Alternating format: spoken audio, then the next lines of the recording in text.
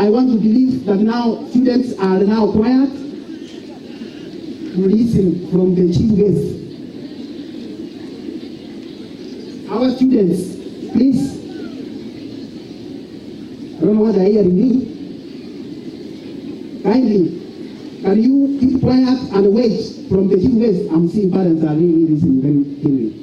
So I think the stage has been set, and we now invite our chief guest, who is a lawyer by profession, to come and talk to us now.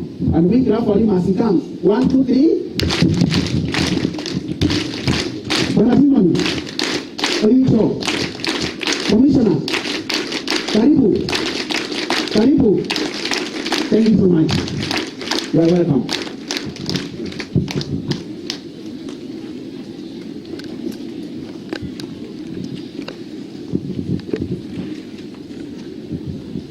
Thank you so much.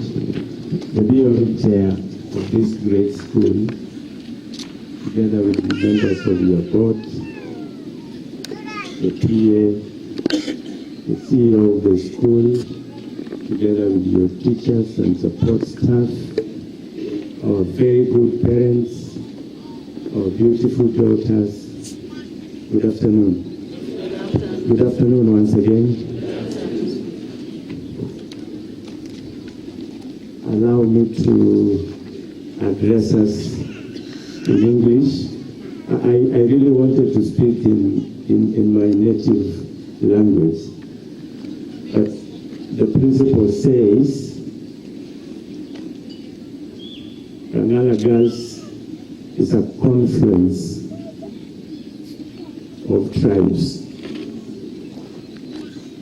She says we have our parents from all over the country, from the lake to the coast, to the mountain, to the lower plains, the upper plains, and all over.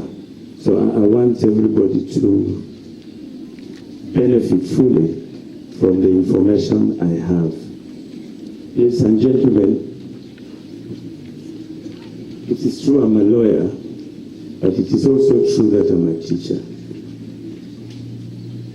I am a teacher by profession, and I taught for over 18 years before I got into these other things.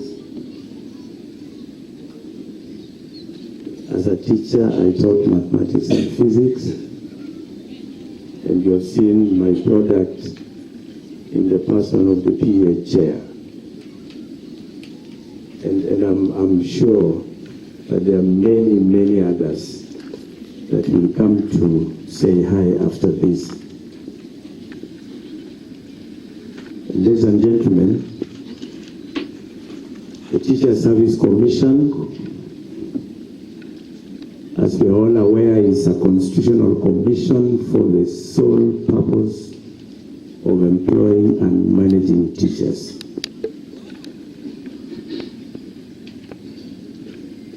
And in management of teachers, we manage all registered teachers. I have asked the principal to give me the list of teachers, and I have teachers employed by the Teacher Service Commission, and I can confirm that they are all registered. I have also seen the list of the teachers employed by the parents through the BOM, and they are all registered. This is a good starting point. It's a very good starting point because it's against the law to engage quacks to teach. And it's not enough to go to the university and graduate with a degree in education. It is everything to be registered by the Teacher Service Commission before you can stand before our girls to disseminate information. So I want to thank the Board of Management for being in compliance with the provisions of the Teacher Service Commission Act that outlaws engagement of unqualified teachers and registered teachers. I have seen and I have heard your cry about staff shortage,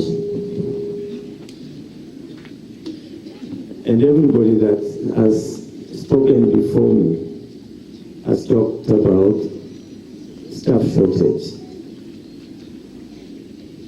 But what makes me happy is that regardless of the staff shortage in this school, the few teachers that have been posted here through the Teacher Service Commission and through the BOM work hard to ensure that our girls pass. Let's clap for our teachers. 1, 2, 3. Again. Thank you. Ladies and gentlemen, staff shortage is not peculiar to Rangala Girls High School. Staff shortage is a national problem. As I speak, I can confirm that the Teacher Service Commission has recorded a staff shortage of 116,000 teachers. 116,000 teachers. And the reason we have this shortage is not because we don't have enough qualified teachers in the country. From our data bank, we have 450,000 teachers who are not employed by the government. And so it is from that pool that Rangala Girls has been able to draw the 40 teachers to teach. These 40 teachers in this staff are but just a section, a small proportion of the total 450,000 teachers who have no formal employment from the government. And so with that understanding, we need to appreciate that teacher shortage is not peculiar to Rangala Girls, and it is not as a result of management of Rangala Girls being in laxity to look for teachers. When we look at the shortage at Rangala Girls vis-a-vis the national shortage, and the shortage represented here is about 0.08% of the national shortage. And I'm talking about high school teachers. I have not mentioned the primary school teachers. So the shortage is dire. How does a country mitigate shortage of teachers? A country mitigates shortage of teachers through the national budget. And so there must be budget and there must be appropriation of budget to employ teachers. And all of us that have been interested in the education sector, we have noticed that for the last 15 years, the government has only had to manage a budget to contain additional 5,000 teachers per year. And so it's the 5,000 teachers that we get to employ every year that can be supported by the national budget. Why is this the case?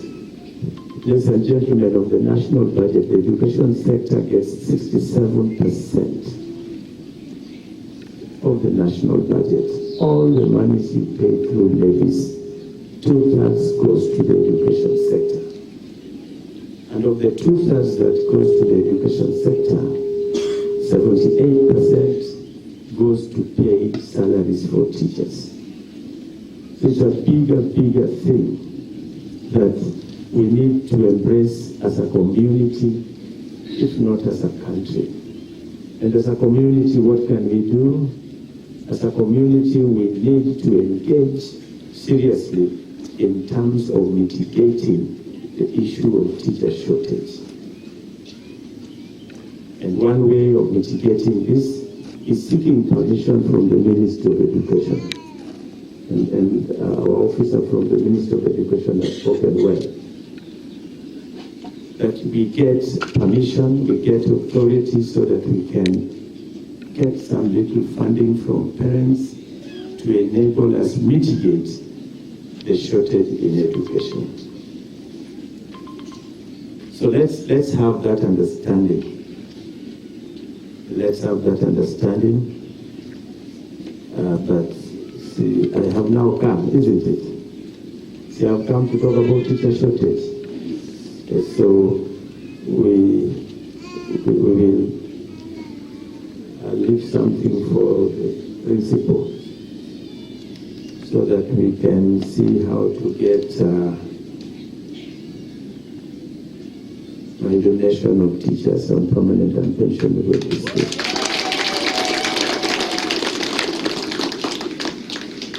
And thank you our girls.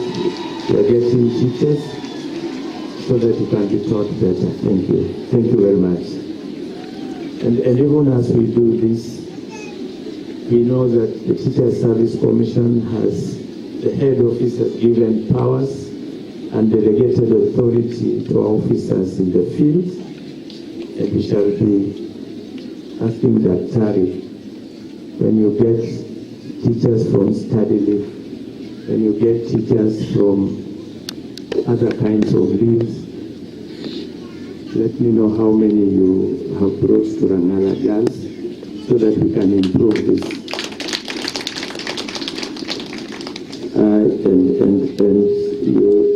You discuss this, that message you take to the county director,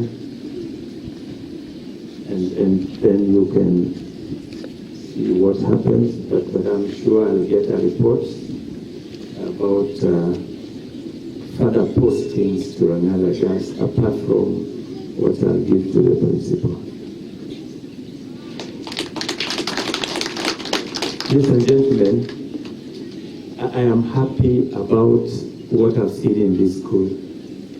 I am happy about the parents.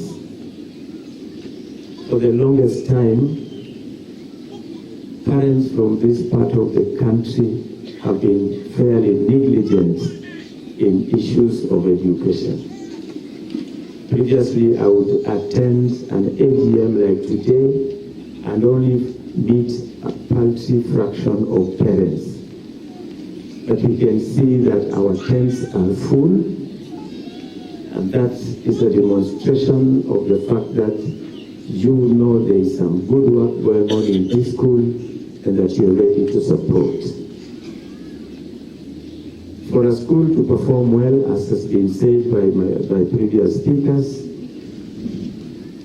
there are three persons that must come together. The parent is the first person that must come together. Together with who? Together with the teachers. Together with the teachers. And the third person we must involve is the child, our daughters. So we must ensure that we engulf our daughters both as parents and teachers by giving them guidance so that they can become like all of us adults when their future comes. Ladies and gentlemen, it is important that as parents, today as we go with our students home, we take care of these girls. How do you take care of your girls? You must first and foremost be certain and sure where your girls sleep. You must know where your children sleep at night. Because if you are not in charge of that area, then we shall have a problem. And particularly for our girls. You must also guard against unnecessary visits from your home to other places. Kindly keep your girls with you. Show them the right way. I've been told a good mass has been said today for prosperity of our girls. But as you ensure that you are sure about where your daughter sleeps at home, remember that it is only but for a few days. In no time the girls will come to school. And in school the girls must be taken care of. I've had a lot of plea about school fees payment. Dear parents, it is your duty. It is your duty, and duty that is non-delegable. You can't delegate school fees to somebody else. So you must take this seriously. When I was a principal of a school, I would encourage parents to make arrangements ahead of time about school fees payments. I have heard that for some of our girls whose parents are not able to pay school fees in time, when they are asked to go and remind their parents stay with them at home for a long time. Remember, anytime our daughter is out of school, she's out of class, she's out of step with the teaching and learning that goes on. So parents, I want to appeal to you to make adequate arrangements and early arrangements. Don't wait for our daughters to come home just because you have laxed in your duty to come to school to engage with the administration on the issue of payment of school levies. And school levies, I go to many schools and parents say, we have too many levies around. We have school fees, we have this and that and that. But I want to encourage you to ensure that you comply, because in compliance, you are supporting the education of your daughter. I have seen very impressive results today. These results that have been brought by our girls who left last year. And when I look at the projection for the school, I see better results with our current Form 4s. I want to appeal to our current Form 4s and the entire school community to concentrate on curriculum coverage so that we can post good results that will give us good lives in the future. But as we ask parents to play their part, and for the time being, allow me to be satisfied with what the parents have done in this school. I know you still have a lot to do. I can see big fee areas for Form 2, big fee areas for Form 3, big fee areas for Form 4. And the basic thing is, through the PA, can we sensitize our parents in groups of the forms, through the parent form leaders, to ensure that school fees is paid in time. And please, as parents, don't wait to have all that money to pay. As the PA chair has said, whatever you have at whatever time, interact with the school pay bill so that you can reduce your part of the burden. What about our teachers? I have already acknowledged the good work done by our teachers, but I want to advise our teachers that what made us be good teachers in our time, and I hope that's what you are doing, is to be in love with the red pen. Be in love with the red pen. What does that mean? Evaluate your work through exams, mark, and mark the papers. Mark, and mark the papers, and after marking, revise and revise. So that when the same problems come in subsequent exams, our girls are in a position to undertake the examination without much fear. So I want to ask our teachers, I know you do a lot, I know you teach in the night, you teach in the morning, and our parents know this because our girls tell us this when they come home. Let the teachers engage higher gears. I have heard the teachers say, my friend Rom say, that your mean target is 9.0. Ladies and gentlemen, let us look at what the Deputy Principal in charge of academics has said with regards to the past exams. Ladies and gentlemen, for us to get a mean of 9, then the following subject areas must up their game. There are a few subject areas in this school that must up their game and get a mean of 9. And as they up their game, the other subject areas I shall not mention ought to maintain the mean grades they obtained last year or even improve on them. One such subject area is English language, with a current mean of 8.07. You will not get a mean of 9.0 if English gets a mean of 8.07. Simple arithmetic, that's not even the mathematics I used to teach. The next is Kiswahili. Kiswahili's mean grade now is 8.7.57, and we can't get a mean grade of 9.0 if Kiswahili doesn't improve and get a mean grade of 9.0. And I want to ask our girls to listen better to this. Can we have attention from the girls? The girls, our school mean in mathematics is deplorable. Deplorable. A mean of 3.94. Yet we have a dream of mathematics posting a mean of 90. So it means there's a lot to be done in mathematics in this school.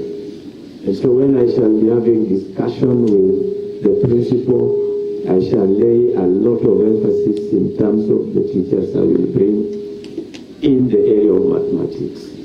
Because we want more math teachers in this school to help in the various group work for improvement.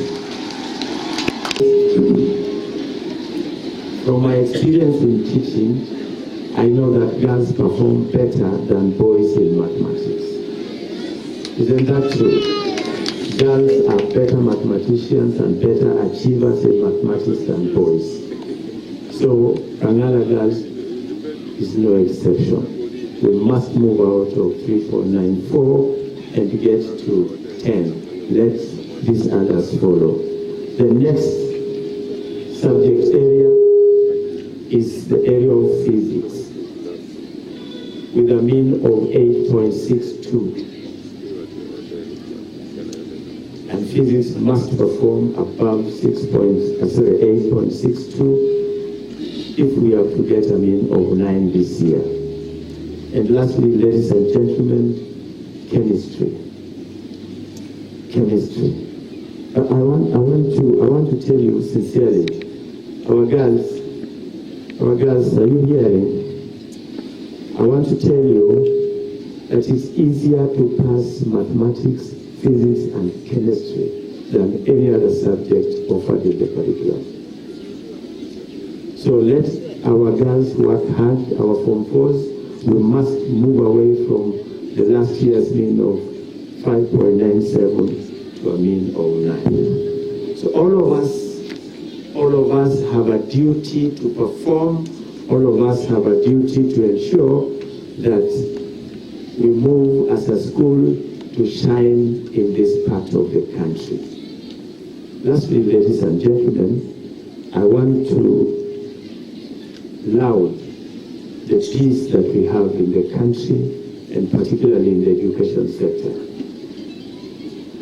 I want to report that I'm happy with the collaboration between the Ministry of Education and the Teacher Service Commission, both at the headquarters and at our county. Let us work in a team. Let us work in a team and as a team because our joint interest is the child. As Teacher Service Commission, we bring teachers for the purpose of the children.